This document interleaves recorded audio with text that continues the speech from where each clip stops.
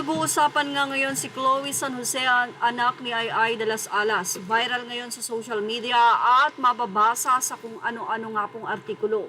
Pati nga si Direk Daryl Yap ay nakaagaw ng pansin. Ay niya, sali niyo naman ako sa away niyo. Matapang din naman ako eh. Ano kayang kina-offend ni Chloe? Sa sinabi ni Mama ay, nag-girlfriend ka pa lang. Ano ba ang gusto niya? Treasurer? Isa si Direk Daryl Yap sa malapit na kaibigan ni Miss Ai de las Alas. Kaya naman matapos ang nasabing pahayag na ito ni Chloe San Jose, kung saan ay tahasan niya nga sinabi na back to you mamang, not to make fun of your situation, but what you do to others will come right back at you 10 times. It's just the universe law. Wala naman talagang sinabing pangalan dito si Chloe San Jose.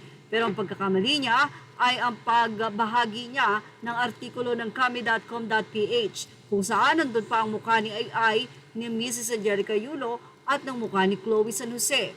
Dito naman ay makikita ang nasabi nga pong Miss Minchin at sinabi nitong not to fake news, naka-friend of friends lang.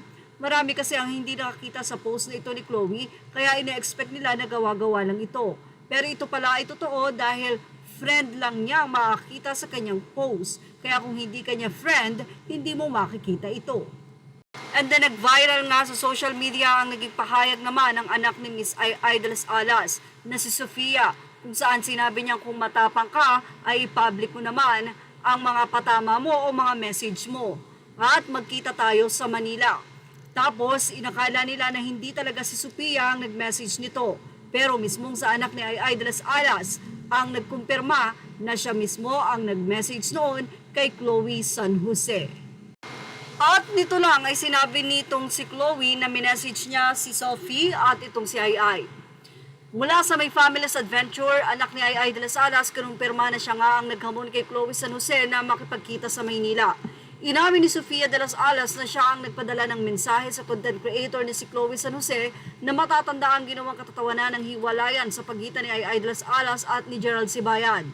Ayon kasi kay Sophie, hindi tama ang naging pahayag ni Chloe laban kay Ai na hanggang ngayon ay malungkot sa hiwalayan nila ni Gerald. Say pa nitong si Sophie na hindi daw siya nagre-response kay Chloe dahil too lazy to respond, Tito, I'm in Korea. I don't want to waste my time arguing with her. Nakapagtapos si Sofia ng Bachelor's of Science, major in Early Childhood Education sa De La Salle University, habang si Chloe naman ay nobya ng multi-millionaire na si two-time Olympic gold medalist Carlos. At yan ang ating Showbiz Snap update. Images are all credit to the rightful owners. Thank you for watching Showbiz Now.